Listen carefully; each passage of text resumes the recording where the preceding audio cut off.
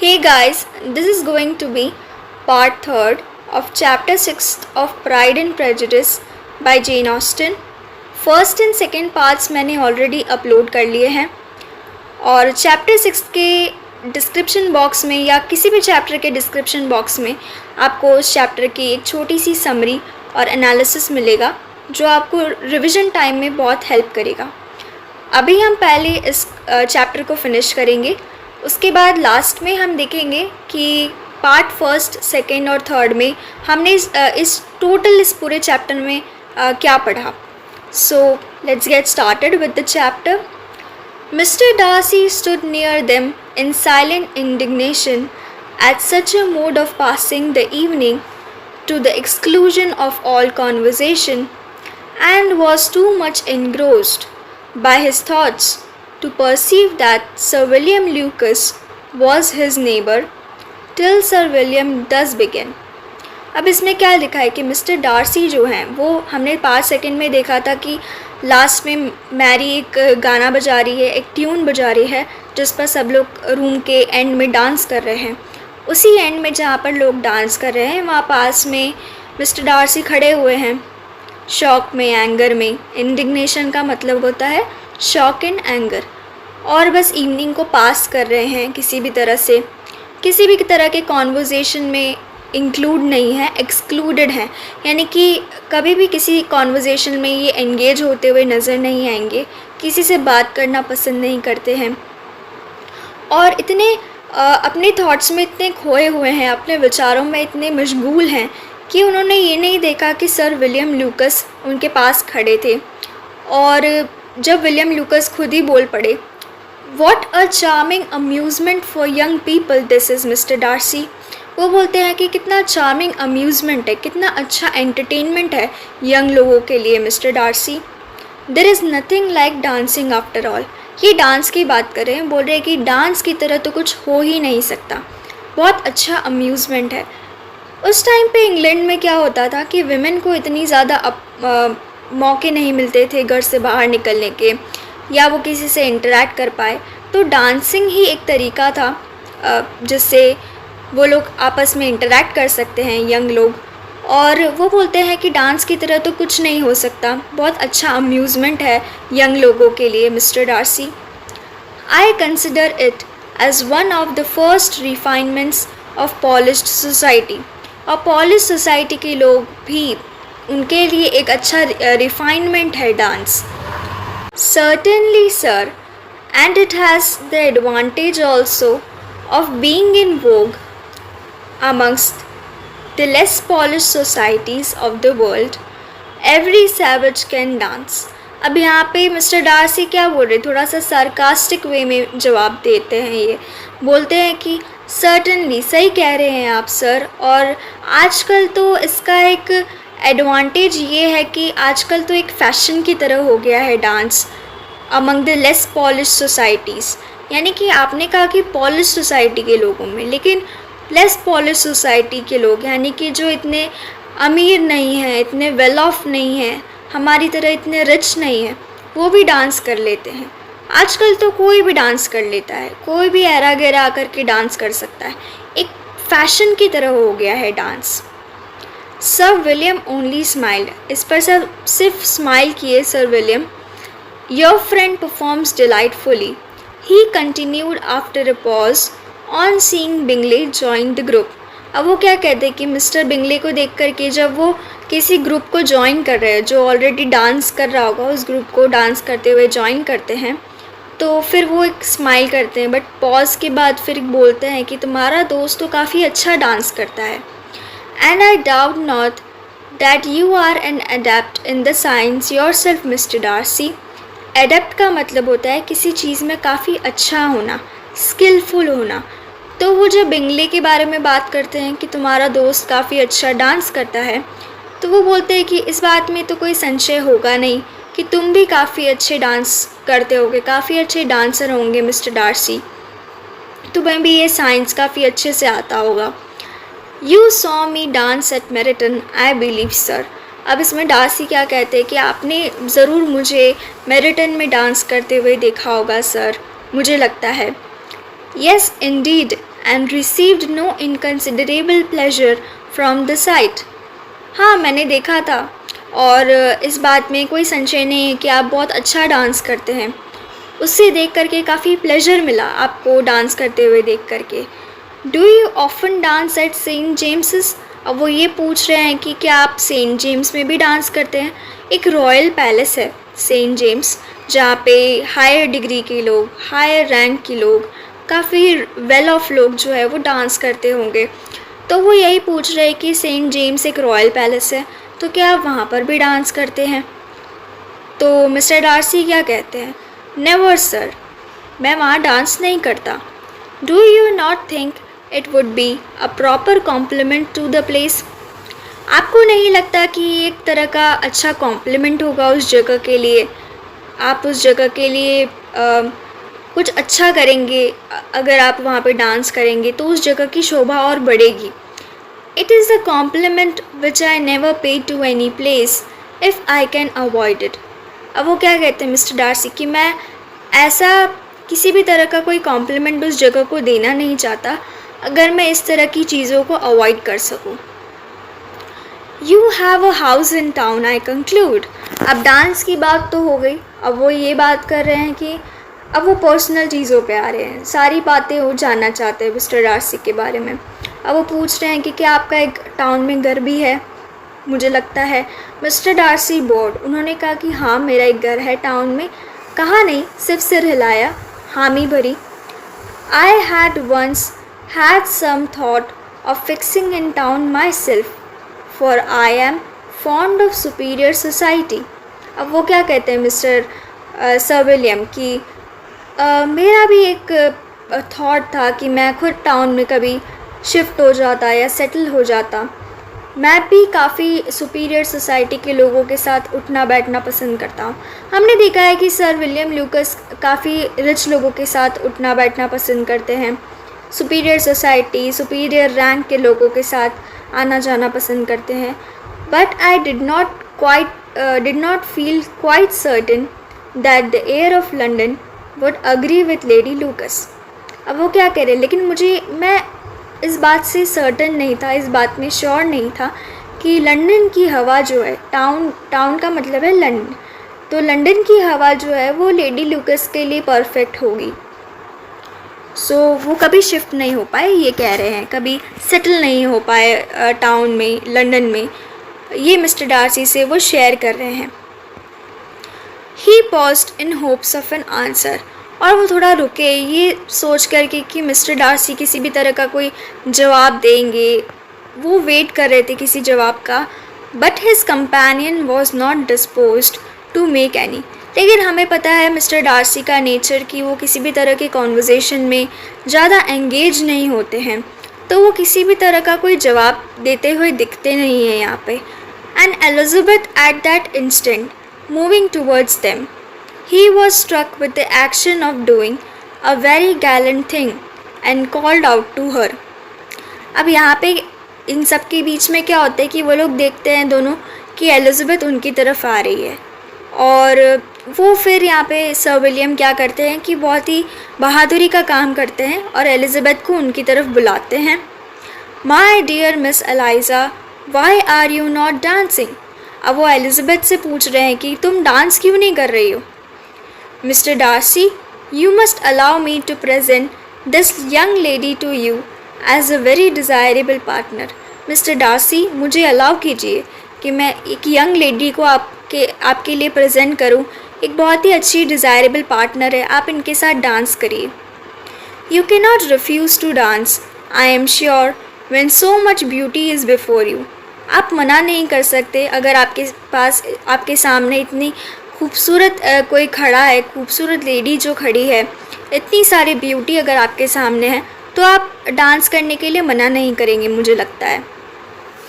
And taking her hand he would have given it to Mr Darcy, who though extremely surprised was not unwilling to receive it. और उसका हाथ लेकर के क्या करते हैं, वो मिस्टर डार्सी को देते हैं, जो काफ़ी सरप्राइज़ हो जाते हैं। वो ये बात को प्रोसेस नहीं कर पाते, वो सोच रहे होते हैं कि क्या एलिजाबेथ इस तरफ मुझे एक डांस पार्टनर की खोज में आई है। क्या वो एक डांस पार्टनर के लिए आई है? क्या वो मेरे साथ इस तरफ डांस करने के लिए आए हैं? ये उनके दिमाग में चल रहा होता है और वो थोड़ा सा सरप्राइज़ हो जाते हैं इस चीज़ को लेकर के। और वो अनविलिंग नहीं दिखते हैं कि वो नहीं चाहते एलिज़ाबेथ के साथ डांस करना। ऑफ कोर्स वो एलिज़ाबेथ के साथ डांस करना चाहते हैं। So he was not unwilling to receive it when she instantly drew back and said with some discomposure to Sir William। और फिर वो क्या करती है, एलिज़ाबेथ पीछे हट जाती है और बोलती है कि काफ़ी डिस्टर्ब होकर के, काफ़ी एजिटेटेड होकर के, परेशान सी होकर के सर विलियम से कहती है, Indeed, sir, I have not the least intention of dancing. I entreat you not to suppose that I move this way in order to beg for a partner। अब वो क्या कहती है, ज़रूर सर, लेकिन मेरा कोई इंटेंशन नहीं है अभी डांस करने का। आप ये ना समझे कि मैं इस तरफ किसी पार्टनर के लिए आई हूँ या डांस करने के लिए इस तरफ किसी पार्टनर की खोज में आई थी। आप ऐसा ना समझिए। Mr Darcy with grave propriety requested to be allowed the honor of her hand, but in vain। Mr Darcy ने भी यहाँ पे थोड़ा सा अच्छा बिहेवियर दिखा के थोड़ा सा रिक्वेस्ट किया कि आप उसका हाथ मांगा कि आप चलो मेरे साथ डांस करो, लेकिन इसका कोई फ़ायदा नहीं हुआ। Elizabeth was determined. एलिज़ाबेथ काफ़ी डिटरमाइंड थी कि उसको डांस नहीं करना है। Not did sir William at all shake her purpose by his attempt at persuasion. और सर विलियम के इतने अटेम्प्ट्स के बाद, इतना परसुएट करने के बाद, इतना इंसिस्ट करने के बाद भी उसका कोई जो डिटर्मिनेशन है ना, वो हिला नहीं। वो अपने जवाब में अड़िग रही कि उसको डांस नहीं करना है। You excel so much in the dance Miss Eliza. तुम तो काफ़ी अच्छा डांस करती हो एलिज़ाबेथ। ये कह रहे हैं sir William, that it is cruel to deny me the happiness of seeing you. और ये क्रूर होगा कि अगर तुम मुझे ये खुशी नहीं दोगी कि मैं तुम्हें डांस करते हुए देख पाऊँ। तो तुम काफ़ी अच्छा डांस करती हो, तो मुझे तुम्हें देखना है डांस करते हुए, इससे मुझे खुशी मिलेगी। एंड तो this gentleman dislikes the amusement in general. ये जेंटलमैन यानी कि मिस्टर डार्सी को इस तरह का कोई अम्यूज़मेंट यानी डांस वगैरह ज़्यादा पसंद नहीं है। He can have no objection. लेकिन उसे कोई ऑब्जेक्शन नहीं होगा अगर तुम उसके साथ डांस करोगे। I am sure to oblige us for 1/2 hour। एक आधे घंटे के लिए तुम अगर उसके साथ डांस कर लोगी तो उसे कोई ऑब्जेक्शन नहीं होगा। अब यहाँ पे एलिज़ाबेथ क्या बोलती है, Mr Darcy is all politeness said Elizabeth smiling. अभी थोड़ा सा सार्काज़म में बोल रही है। इज़ ऑल पोलाइटनेस का मतलब है वेल नोन फॉर पोलाइटनेस, यानी कि मिस्टर डार्सी को तो कौन नहीं जानता उनकी पोलाइटनेस के लिए। मिस्टर डार्सी तो सबके साथ पोलाइट बिहेवियर रखते हैं। इसका मतलब है कि वो इतने ज़्यादा पोलाइट नहीं हैं किसी के साथ, लेकिन वो अभी यहाँ पे इतना कहते हैं कि Mr Darcy is all politeness. He is indeed, but considering the inducement my dear Miss Eliza, we can not wonder at his complaisance, for who would object to such a partner. हाँ, वो है polite, लेकिन ऐसे partner के लिए कौन मना करेगा डांस करने से। Elizabeth looked archly and turn away. Elizabeth क्या करती है, एक लुक दे करके पीछे घूम जाती है। Her resistance had not injured her with the gentleman. लेकिन वो जो मना कर देती है ना डांस करने से, इससे मिस्टर डार्सी को कोई ज़्यादा फ़र्क नहीं पड़ता, क्योंकि उन्हें लगता है कि ठीक है, वो अपने डिसीजंस पे फर्म रही, वो डिटरमाइंड थी। उसने अपने डिसीजंस को सर विलियम ल्यूकस के कहने पर भी चेंज नहीं किया। तो ये चीज़ मिस्टर डार्सी को बुरी नहीं लगी और उन्हें अच्छा लगा। And he was thinking of her with some complacency when thus accosted bye miss Bingley. और वो बस उसी के बारे में, एलिज़ाबेथ के बारे में ही सोच रहे होते हैं जब मिस बिंगले वहाँ पर आ जाती हैं। इंटरप्ट कर देती हैं कैरोलाइन बिंगले, और हमें पता है कि मिस बिंगले किस तरह से मिस्टर डार्सी को लाइक करती हैं। I can guess the subject of your reverie. अब वो बोलती है कि मैं सोच सकती हूँ कि आप किस सब्जेक्ट के बारे में सोच रहे होंगे, किस टॉपिक के बारे में आप इतना सोच विचार कर रहे हैं, मैं सोच सकती हूँ। I should imagine not. अब मिस्टर डार्सी क्या बोलते हैं कि मुझे तो नहीं लगता कि तुम्हें पता होगा कि मैं क्या सोच रहा हूँ। You are considering how insupportable it would be to pass many evenings in this manner in such society and indeed I am quite of your opinion. अब हमें पता है कि मिस कैरोलाइन बिंगले को तो हाई सोसाइटी के लोग ज़्यादा पसंद हैं और उन्हें ऐसी सोसाइटी में जहाँ पर लोअर क्लास के लोग भी हैं, अपर क्लास के लोग भी हैं, ऐसी सोसाइटी में रहना पसंद नहीं है। तो वो यही कह रही है कि मुझे पता है आप यही सोच रहे होंगे कि कितना इनसपोर्टेबल और कितना मुश्किल होता है इस तरह से इवनिंग्स को गुजारना ऐसी सोसाइटी में जहाँ पे हमारे बराबरी के लोग नहीं हैं, और ये बहुत मुश्किल हो जाता है। आप इसी बारे में सोच रहे होंगे। And indeed I am quite of your opinion. और मुझे भी लगता है कि आप सही सोच रहे हैं, मैं भी आपके ओपिनियन से अग्री करती हूँ। I was never more annoyed. मैं इससे ज़्यादा पहले कभी परेशान नहीं हुई। The insipidity and yet the noise, the nothingness and yet the self importance of all those people. इन लोगों ने अपनी सेल्फ इम्पोर्टेंस को बहुत ज़्यादा ऊपर रखा हुआ है। यहाँ पे कितना शोर है और फिर भी एक खालीपन है। What would I give to hear your strictures on them? मैं आपको क्या दे दूँ कि आप अब मुझे इन लोगों को क्रिटिसाइज़ करेंगे और मुझे बताएंगे। मैं तो ईगर हूँ आपका क्रिटिसिज्म सुनने के लिए। Your conjecture is totally wrong। लेकिन मिस्टर डार्सी क्या करते हैं, उन्हें कह देते हैं कि तुम्हारा जो अजम्पशन है ना, तुम जो ये सोच रही हो, ये सब गलत है। मैं इस तरह का कोई चीज़ सोच ही नहीं रहा। I assure you my mind was more agreeably engaged. मेरा माइंड कहीं और एंगेज था। I have been meditating on the very great pleasure which a pair of fine eyes in the face of a pretty woman can bestow. अब वो क्या सोच रहे, क्या बोल रहे कि मैं तो उस चीज़ के अंदर अपने थॉट्स को रखा हुआ था कि कितना अच्छा प्लेजर होता है कि इतनी अच्छी आइज़ को देखना एक प्रिटी वुमन के फेस पर। मैं उस बारे में सोच रहा था कि कितना प्रिटी फेस है, कितनी अच्छी आइज़ है किसी वुमेन की, किस तरह से हो सकती हैं। Miss Bingley immediately fixed her eyes on his face. और मिस बिंगले के लिए तो एक शॉक की तरह था। तो वो अचानक से उनकी जो आइज़ होती है ना, वो मिस्टर डार्सी के फेस पर जैसे फिक्स कर देती है शॉक में। And desired he would tell her what lady had the credit of inspiring such reflections। और ऐसी कौन सी लेडी है जिसके बारे में मिस्टर डार्सी इस तरह से बात कर रहे हैं? कौन सी लेडी है जो इतना अटेंशन गेन करके चली गई मिस्टर डार्सी का? ये काफ़ी जानने के लिए यहाँ पे डेस्परेट है Miss Bingley. Mr Darcy replied with great intrepidity Miss Elizabeth Bennet. और यहाँ पे मिस्टर डार्सी बिना किसी डर के बोल देते हैं कि मिस एलिजाबेथ बेनेट के बारे में सोच रहे हैं वो। Miss Elizabeth Bennet, repeated Miss Bingley. Miss Elizabeth Bennet के बारे में आप बात कर रहे हैं। I am all astonishment. मुझे इतना शौक कभी नहीं लगा। How long has she been such a favourite. वो इतनी फेवरेट आपकी कब से हो गई? And pray when am I to wish you joy. और मैं आपको कब कॉन्ग्रेचुलेट करूँगी आपकी शादी पर? That is exactly the question which I expected you to ask।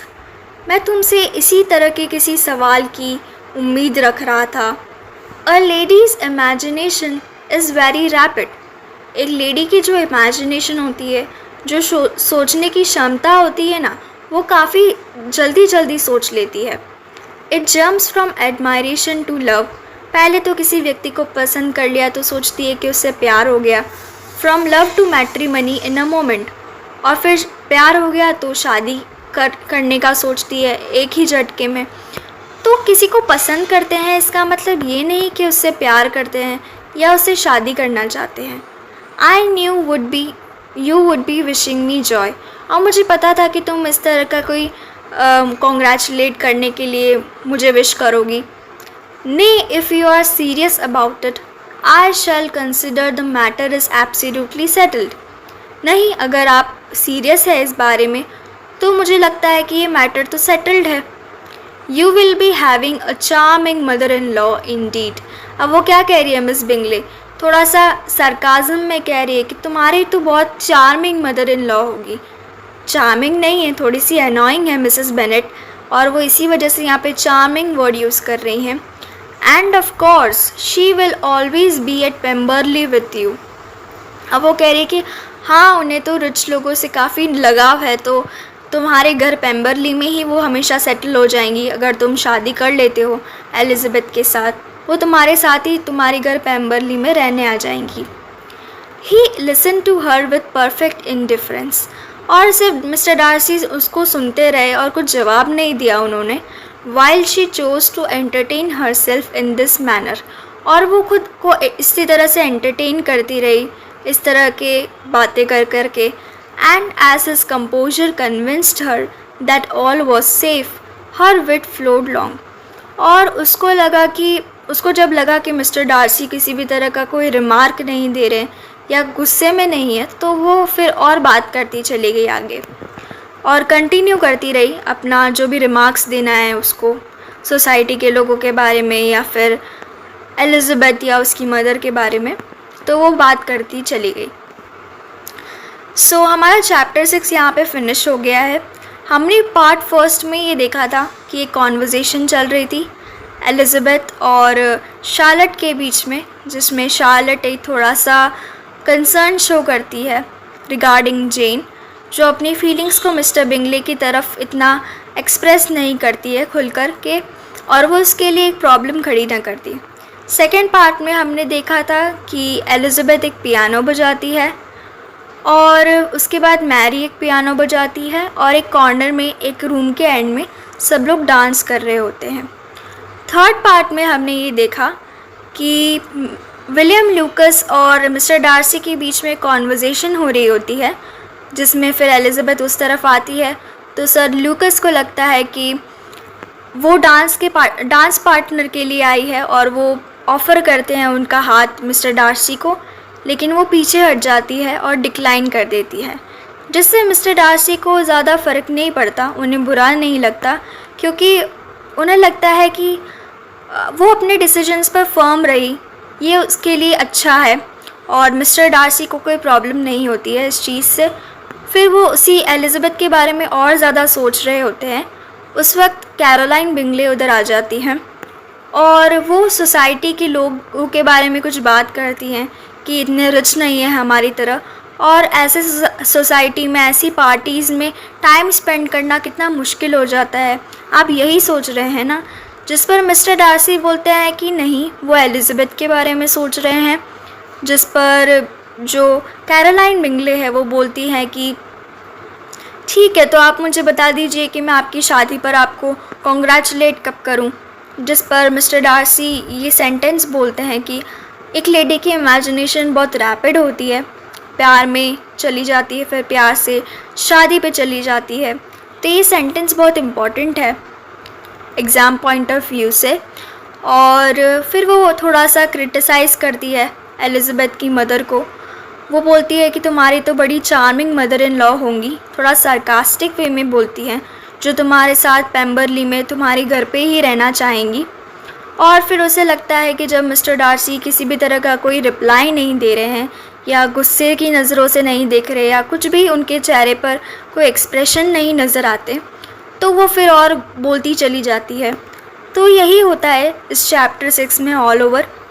और मैंने एक छोटी सी समरी और एनालिसिस इसका डिस्क्रिप्शन बॉक्स में दे रखा है, आप वहाँ पर जा कर के इस चैप्टर का एक क्विक रिविज़न ले सकते हैं। Thank you so much.